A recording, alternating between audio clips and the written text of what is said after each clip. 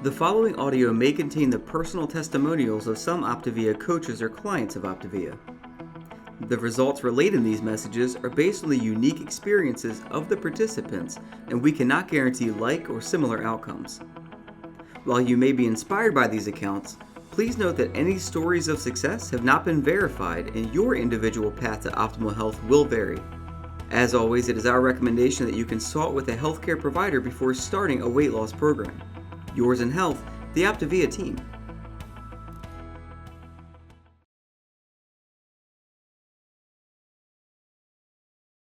Hey everybody, welcome to tonight's Habits of Health call. I am Susan Pallas, certified Optavia coach, and I am thrilled to be hosting this call tonight.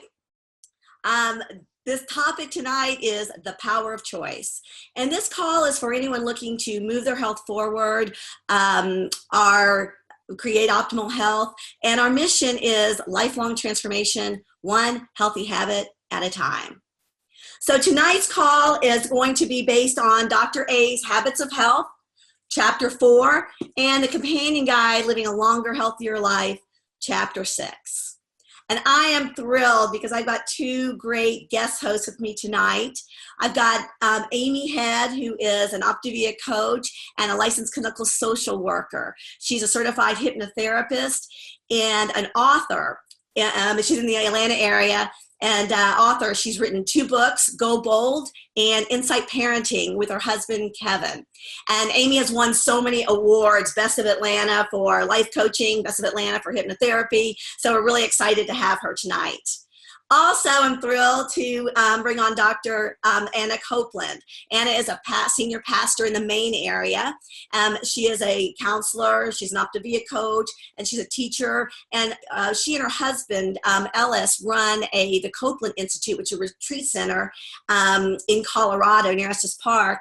And they actually have health transformation retreats based on our habits of health. So I am so excited to be here. The topic is choice. And sometimes making choices, especially around eating and getting healthy, are so challenging. We kind of know what to do, and then we find ourselves making choices that don't make sense to what we started out intending in the morning. So our intention here is to dive deeper, get a better understanding of how we make our choices, and equip and empower you to make choices that are satisfying, meaningful, and lead to what it is that you really want to create.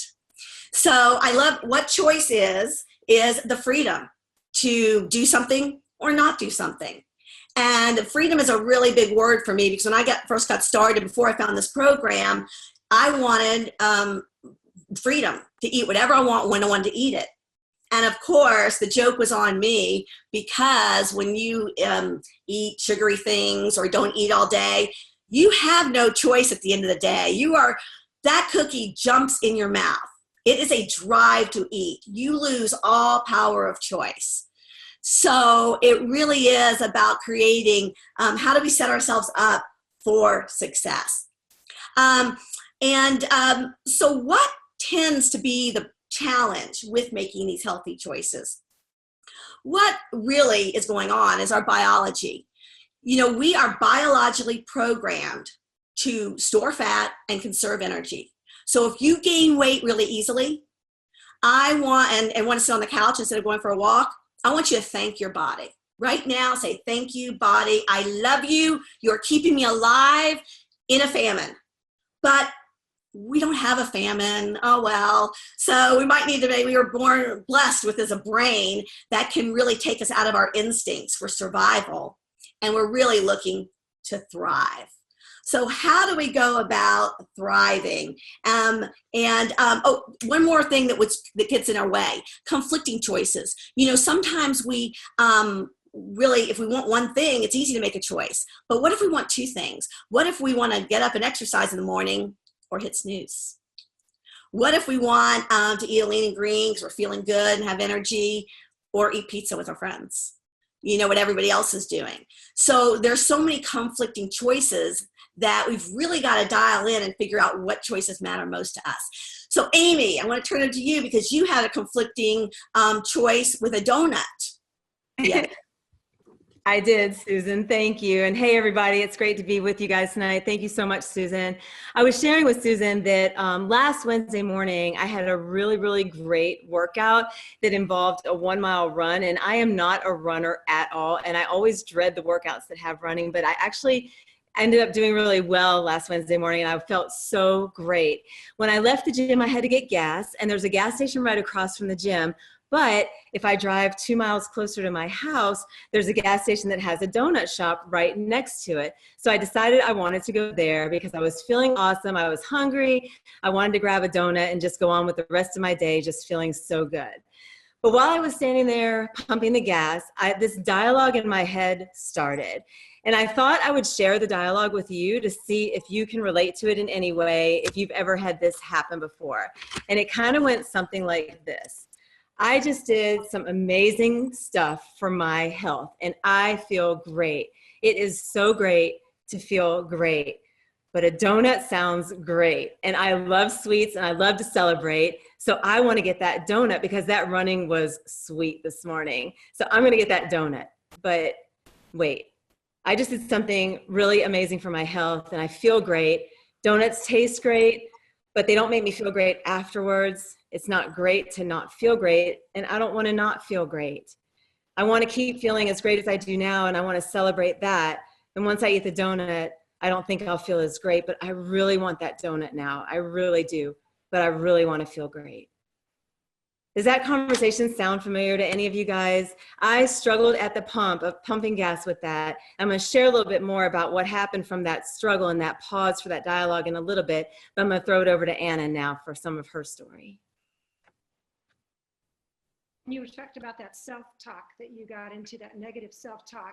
I had that same experience recently. I worked really hard with my coach, Liz Hilton, and lost 50 pounds, and I got really healthy, and I was really excited about that. And I wanted to be able to stay healthy so I could work with other people and really support their health goals.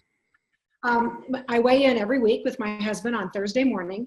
And what I found is over several months, every Thursday morning I would weigh, and I had this little range, on a piece of paper. And every single week I was over that range by 3 to 5 pounds. So I was doing the kind of negative self-talk that you're describing, where your fundamental goal really doesn't match up with your action steps. So I was saying, well, I live in a really cold place in Maine, so it's okay if I weigh a little bit more, because the winters are 10 months long here, right? I'm like a polar bear. I have to store up. Or I was just feeling down on myself. Like, what's the matter with you that you can't drop the last 5 pounds? And then one day I looked at my fundamental choice, my fundamental goal, which was optimal health. And I said, wait a minute, I'm in optimal health. I exercise 5 days a week. I have a healthy BMI. I have the energy to do the work that I want to do. So I've set unrealistic action steps that don't match up with my fundamental goal.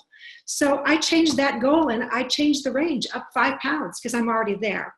And I was beating myself up. It was a false automatic thought that was making me miserable and keeping me from really feeling as healthy and vibrant as I wanted to feel. That negative thinking can really get you in trouble, can't it? It really can. Thank you, Anna. Both those stories are so, can't we all relate to those? So Dr. A talks about in chapter 4 of The Habits of Health, by Dr. Wade Anderson, he talks about a hierarchy of choices. And that gives a lot of clarity to what it is. Sometimes when we look at just going on a diet, that's not enough motivation. So if we have a hierarchy of choices, the first one's a fundamental choice that Dr. Anna was talking about. It's our state of being. It's what we value. It's what's important to us. And it's where we stand. It's the difference between, Anna was saying, I'm a healthy person versus, I got to eat healthy. I remember a friend of mine when she had a baby and she seemed to lose her weight pretty quickly. And I go, wow, you look great. And she says, I want to be a thin mom. That's different than, I got to get this baby weight off. So her way of being was wanting one of health, and that's what Anna just demonstrated. That's what Amy just demonstrated. Their way of being was being positive. They wanted to feel good. They wanted to be themselves. And then primary choices are the goals and the behaviors that support our fundamental choice. So my friend that wanted to be a thin mom, she was going to make choices differently. Maybe maybe one of her primary goals was a number on the scale. Maybe it wasn't. But we often get stuck in that, the number on the scale, without connecting it to what really matters, which is that fundamental way of being. And then the secondary choices, those are the simple action steps. They're the mundane things that we do every single day, and they are in and of themselves, we may not want to do them, but they get us to the outcome we want. And we sometimes gets stuck there on our action steps, but if we really think about it, we do it every single day for what's important to us. So I always like to say, if you have children, do you change poopy diapers? Do you like it? No, you don't like it, but you want a clean child. And so we do the laundry because we want clean clothes. If we get a degree, we go take exams that we don't want to take, just because we want that outcome. So our secondary choices need to be in the context of this hierarchy of something that's more important. Can you share more about that with us, Amy?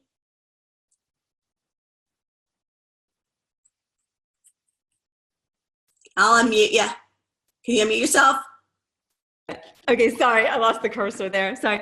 Yes, it's a lot of what Susan is saying really hit home with me in this gas station donut situation last week, because what I found was when we are aware in the moment of what matters most, that awareness and that pause for that dialogue in ourselves can keep us connected to that fundamental choice, so that we don't make a choice around the primary or secondary choices that detracts or distracts or takes away from all the hard work that we're trying to do.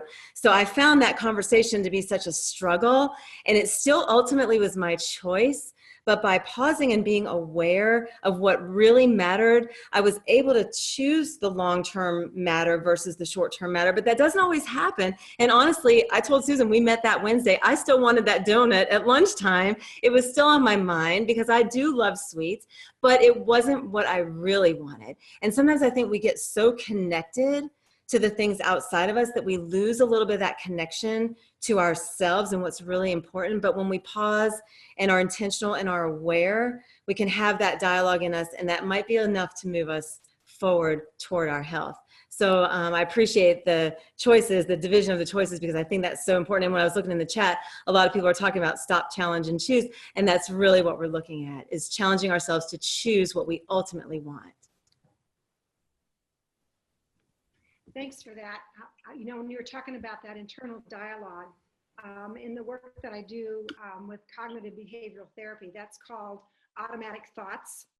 And so one of the things that happens is when we find out, when we start to feel sort of discouraged or down on ourselves, or we find that our secondary choices aren't supporting our primary choices and our fundamental desire to be healthy, then we need to pause and take stock of what those automatic thoughts are. So if I'm saying, well, it doesn't really matter if I eat the donut, or it won't really matter if I go work out today. I worked out yesterday. I can work out again tomorrow. I start to say those things inside my head, and suddenly I find out that thought is impacting my action, and that action is impacting my feeling. So if I want to change the action, I have to change the thought. So one of the things that I can do is I can start to write down, I become mindful first, but I can start to write down, what are those automatic thoughts that are going through my brain when I'm finding out that my action isn't lining up with my fundamental choice. And then if I want to change my action, it's really easy. All I need to do is change my thoughts. So instead of saying, it doesn't matter if I work out today, I can work out tomorrow, I can say, I really want to be prepared to be able to run a 5K in another 6 weeks. So I need to make the choice. I want to make the choice today to work out today so that 5 weeks from now I'm going to be ready for that, so that my action step lines up with my goal to run the 5K, and the 5K, which is a primary choice, lines up with my fundamental choice to be optimally healthy. Does that make sense? It's really simple. It's a really simple formula. Becoming aware of that internal dialogue and those automatic thoughts that shape our actions. Great. That's wonderful, Anna. It's so well said and understood. So let's give our audience some tips. What are some things, practical things that we can do to move forward and to get ourselves prepared to make some of the healthy, the choices that really matter to us? Amy, you want to start? Sure. So I think one of the tips is to use the art of questions within ourselves. And kind of like Anna was saying about changing our thoughts, one of the prompts that we can use to change our thoughts is to ask a very important question. It's very simple in words, but it's simply, does this serve me well? Does this choice that I'm considering serve me well? And we're going to do something in a few minutes that kind of goes around that same line of thinking. But if our choice doesn't serve us well, why would we choose that when we deserve better? So again, it's that interconnection to serving ourselves well in every way. And then, of course, we know the better that we serve ourselves, the better we can serve those whom we love and care about. So a very simple question we can start with is, will this choice serve me well? And then we can move from there. I think another thing we can focus on is our strengths. How many times are we going along and we have 2, 3, 4, 5 days of success, and then something happens and we think, oh man, I just screwed up. And now here comes sabotage. Here come those negative thoughts that Anna was mentioning. I think it's really important in those moments to remind ourselves of our strength and our successes, because there is no successful person I know, maybe you guys know one, who has always had 100% success.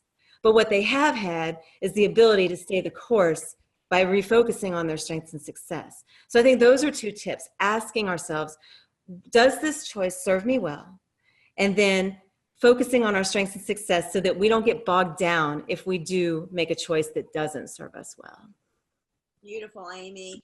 Another thing we can do is to create a community of support. So when I get to be around like-minded people like Anna and Amy, I'm immediately inspired to make choices that, that I want to be like them too. So love creating community.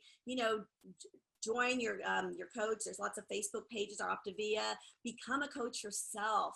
There is nothing better than stepping into the role of helping someone else. You automatically make choices that are so much different than when you're sitting on the outside, struggling. So another really cool tool that you can do that really has been helpful for making good choices and connecting to our fundamental choice is a vision board.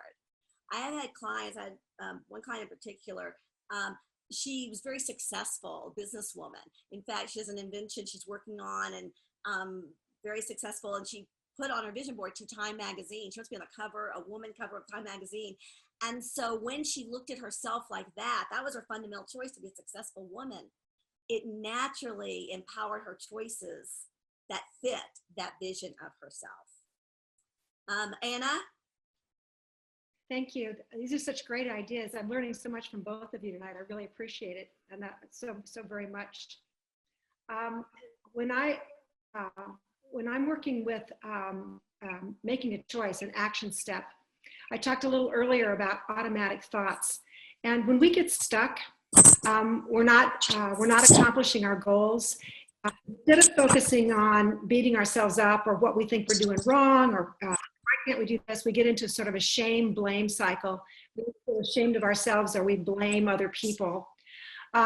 We have the power to change our lives. We have the power to accomplish optimal health and to sustain it. So one tip to do that is what I mentioned earlier, is to write down automatic thoughts and to replace a negative thought with a positive one. Instead of saying, I can't do this, If I eat a salad in front of my friends, they're gonna make fun of me, or they're gonna give me a hard time. So I'm just not gonna do it this time. Say, I really want to have a salad with my lunch because I love vegetables. It makes me feel good.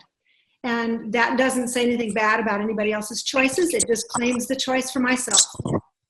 One of the things that happens is when there are times when we sabotage our behavior because we have a competing fundamental choice to be safe. So, for example, if I go to dinner with my family, my parents, and I've had a really bad childhood experience, maybe I only feel safe if I eat a lot of my mother's mashed potatoes and gravy and fried chicken, right? It makes me feel loved, makes me feel safe. So I have to say that my mind can replace that thought, that automatic thought, with, I am whole and loved and beautiful and perfect just the way I am. And my mother is going to love me whether I eat those mashed potatoes or not. She's really talking about herself. She's not talking about me. And I'm going to eat every vegetable in the house. And when I eat every vegetable in the house, she'll start making vegetables for me because she loves me, right? So we have to claim our health for ourselves in a very positive way through those automatic choices. Sometimes we get really stuck, though. We feel scared. We're afraid if we make a positive choice, we won't be loved. Our family will reject us. Our friends won't want to hang out with us.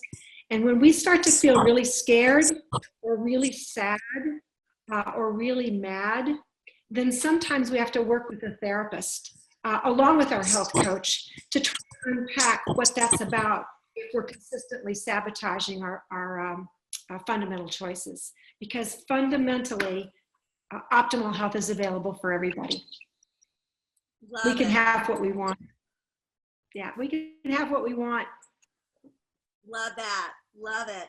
And, practicing the habits of health, what happened with me when I started the program is when we eat in a way, the habits of health, eating 5 to 6 times a day, getting the rest we need, hydrating, having purpose and meaning in our lives, all of those things give us the momentary ability to pause, to what Amy had talked about, and choose something healthy. When we're tired, when we haven't eaten all day, when we're stressed, we lose our freedom to choose. So by taking care of ourselves and nourishing ourselves, we really can put ourselves in a better position to make those choices that matter most to us.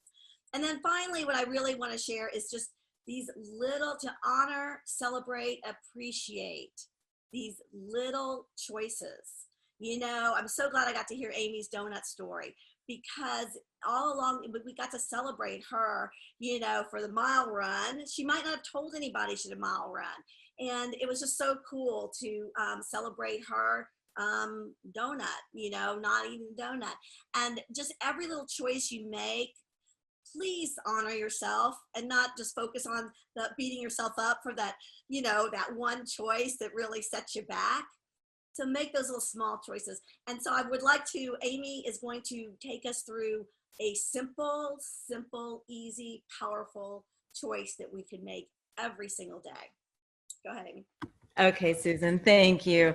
I've been watching the chat and it's been so great. You guys are so awesome. And to hear how hard we are on ourselves, though, I've noticed some of the comments about how we beat ourselves up. And that's kind of the point of, I think, what Anna and Susan and I are saying, is to really just to focus on the good and the deservedness of you, and not on the things that we tend to focus on, which are our shortcomings and our failures, because we all have them, but we're not defined by them. So we're going to go ahead and do a little bit of a breathing exercise. And the point really for this is just to experience the connection within ourselves. We are so externally overconnected 24/7. This is just going to be a minute or so to just connect to you, but we are going to be focusing on the idea of serving ourselves well.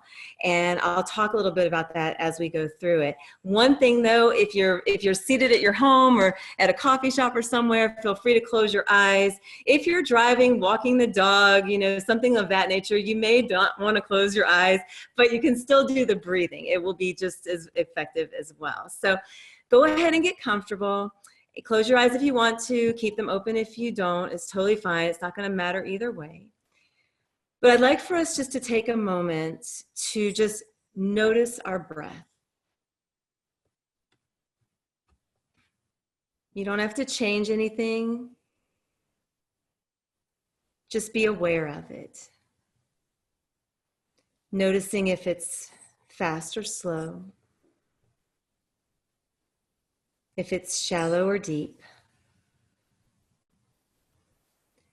Even noticing the texture or the temperature of the oxygen as we inhale, and the texture or the temperature of the carbon dioxide as we exhale. One of the coolest things to me about the breathing process is it is the only process in our entire lives that we don't have to think about. And yet it cares for us 24/7. Unless we have asthma or some sort of breathing issue, we generally don't think about our breathing. And what's amazing is that when we do become intentional and aware of our breathing, it automatically changes towards health, which blows my mind. Our heart rate comes down, our blood pressure comes down, our brain receives more oxygen so that it can function better. And we haven't even done anything except just be aware and intentional within. Imagine the health that we can create when we just put even a little bit of action towards awareness and intention. It's powerful. So just so that we can feel it, we're just going to go ahead at your own pace and take a deep breath in and just feel that oxygen filling up. And then releasing out all the carbon dioxide as much as you can. And at your own pace, take another deep breath in and exhale out at your own pace. There's no right or wrong. But the other thing I want to point out is that the breathing process is our mentor for living a healthy life, because it is designed to bring into us what is good and healthy and what serves us well, which is the oxygen, and to release and get rid of what we have no use for and what we don't need and what does not serve us as well, which is the carbon dioxide. So as you're taking this last breath, deep breath in and releasing it out, I hope you'll take that with you tonight and through the rest of the week. Serving yourself well can happen through simple intention and awareness. Susan? Well said. What a beautiful way to end this call. Thank you so much, Amy. Thank you so much, Anna. Thank you so much, this community, for tuning in and contributing to our call. And the playback can be found in podcast or by searching Habits of Health Zoom on YouTube. And remember, the most important choice is you.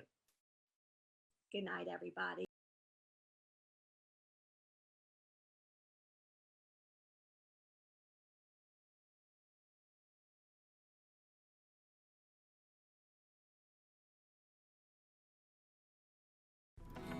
This audio may have contained the personal testimonials of some Optavia coaches or clients of Optavia.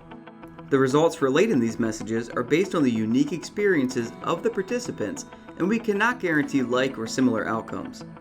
While you may be inspired by these accounts, please note that any stories of success have not been verified and your individual path to optimal health will vary. As always, it is our recommendation that you consult with a healthcare provider before starting a weight loss program. Yours in health, the Optavia team.